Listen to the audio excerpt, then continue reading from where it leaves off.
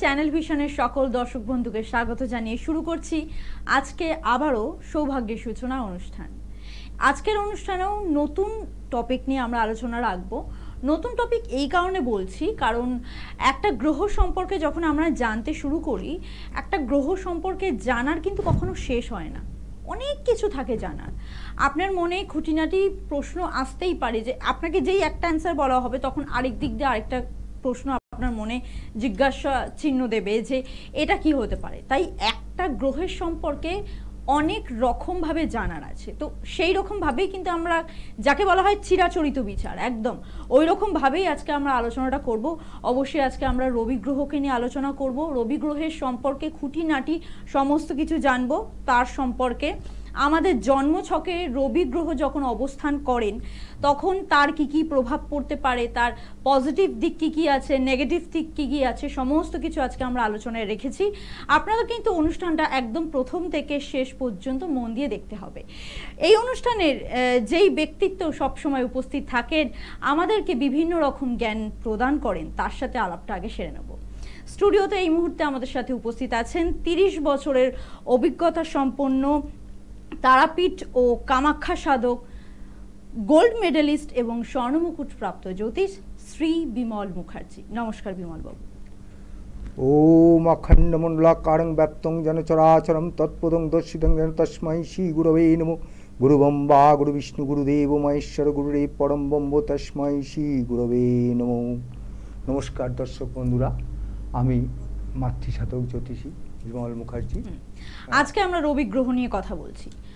রবি গ্রহ সম্পর্কে জানতে গেলে সব থেকে আগে আমাদের প্রশ্নটা আসে যে রবি গ্রহ যখন আমাদের জন্ম ছকে অবস্থান করেন সে কি কি প্রভাব ফেলতে পারে, নেগেটিভ কি পজিটিভ, ওটা আমরা পরে আসছি। আগে জানবো যে সে একটা কম্পালসারি, বিমলবাবু আমাদের ন্যাটাল চার্টে যখন রবি গ্রহ অবস্থান করে সে কি কি প্রভাব ফেলতে পারে, একটু বলুন আপনি। আমাদের দেখবে যে আমরা অনেক রকম স্টোন ব্যবহার করি, ঠিক আছে। শনির জন্য নীলা, ঠিক আছে, চন্দ্রের জন্য মুক্ত, ঠিক আছে, গোমেদ, রাহুর জন্য মানে নানা রকমের স্টোন তো ইউজ করি, না না সবকিছু আমরা ইউজ করি, যে দামি দামি স্টোন ইউজ করছি, পোগরাজ ইউজ করছি, সবই ইউজ করছি। কিন্তু তোমাকে একটা বলি যে এই যে স্টোনগুলো আমরা পড়ে আছি, ঠিক আছে, এই স্টোনগুলো শুধু পড়ে থাকলে কি কাজ দেবে? আদৌ দেবে না। দেবে কখন? যখন ওই সূর্য রশ্মি ওর ভেতর দিয়ে প্রতিফলিত হয়ে দেহে প্রবেশ করবে, ঠিক আছে, তখন কিন্তু ওই স্টোনের কাজ করে বা কাজের আমরা প্রভাব বুঝতে পারি, ঠিক আছে। তো সুতরাং এই রবি যতক্ষণ না মানে সূর্য যতক্ষণ না রশ্মি ওই স্টোনগুলোর ভেতর দিয়ে আমাদের শরীরে যাচ্ছে ততক্ষণ তো আমি এই স্টোনের কোনো প্রভাব বুঝতে পারছি না। তাহলে তো বোঝাই যাচ্ছে যে রবির প্রয়োজনীয়তাটা আমাদের কতটা, ঠিক আছে। একদম। এবার আমরা জানতে চাইবো যে আপনার কাছে এটাই আমার প্রশ্ন থাকবে যে রবি গ্রহ আমাদের জন্ম যখন অবস্থান করছে, যখন রবি গ্রহ উচ্চস্থ ভাবে থাকছে তখন রবি গ্রহ কি প্রভাব ফেলছে, আর একটা হচ্ছে জন্মছকে যখন রবি গ্রহ নিচস্থ অবস্থায় থাকছে তখন কি প্রভাব ফেলছে। তাহলে আমি তোমাকে একটা ছোট্ট করে কথা বলি। ধরো একজন ভদ্রলোক একটা জায়গায় বক্তৃতা দিচ্ছে, ঠিক আছে, তো সেই বক্তৃতা কিন্তু 100 জন লোকের মধ্যে ধরো 80 জন লোক বক্তৃতাটা ভালোভাবে শুনছে, ঠিক আছে, 10-20টা লোক হতেই পারে তাই বিরক্ত ভাব প্রকাশ করতেই পারে।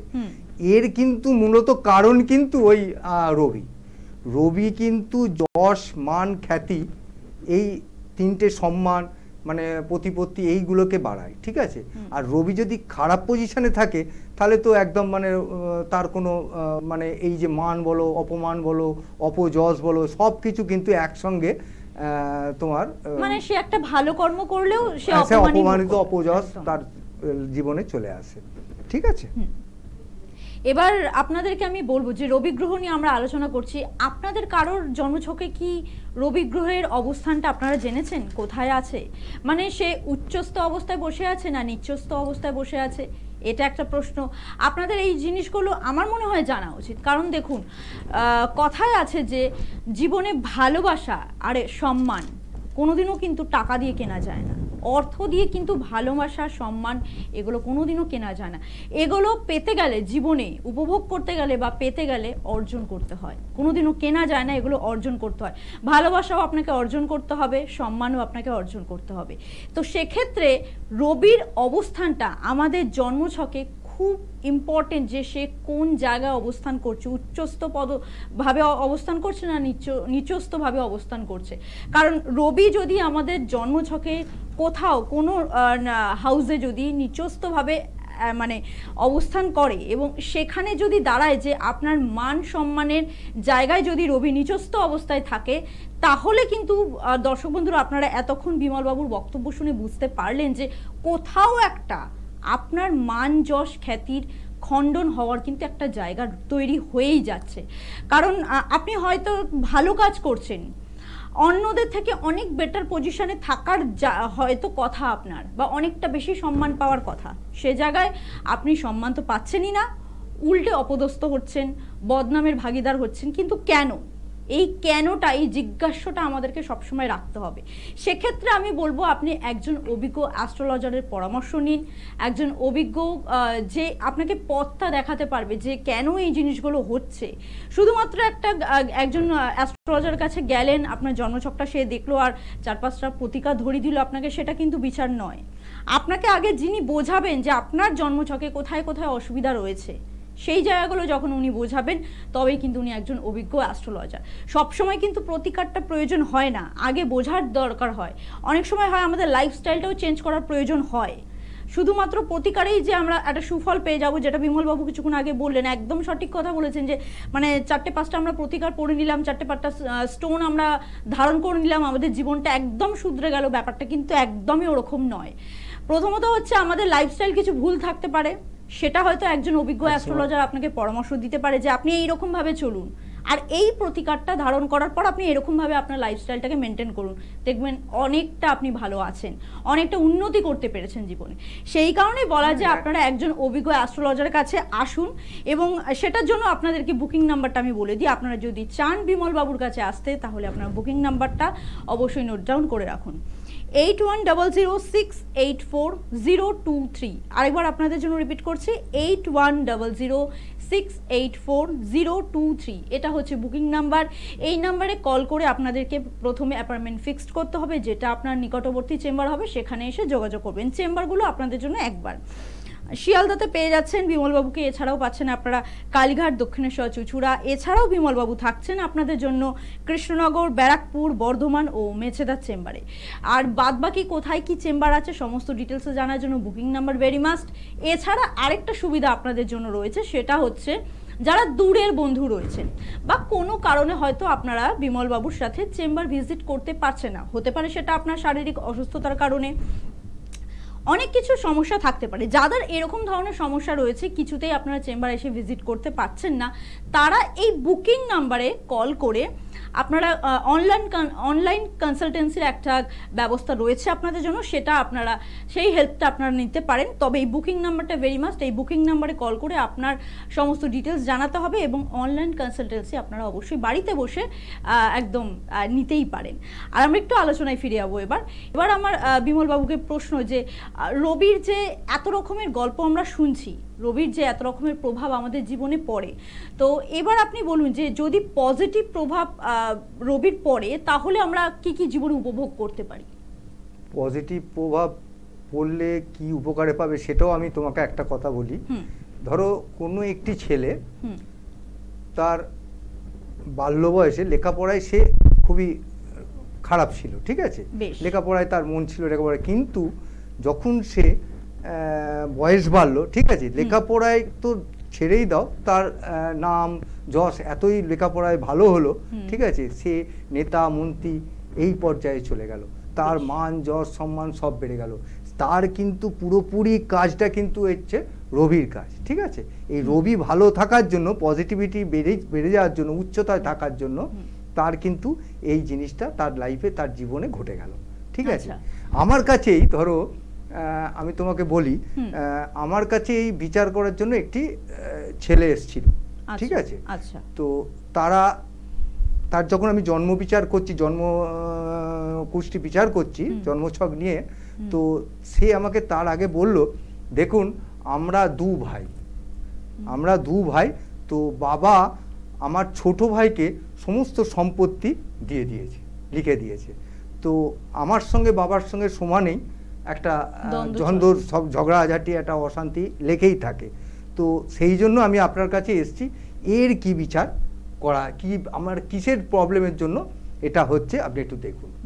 তো আমি তার জন্মছক বিচার করে যেটা দেখলাম যে রবি আর শনি একই জায়গায় বসে একটা বীজযোগ সৃষ্টি করেছে।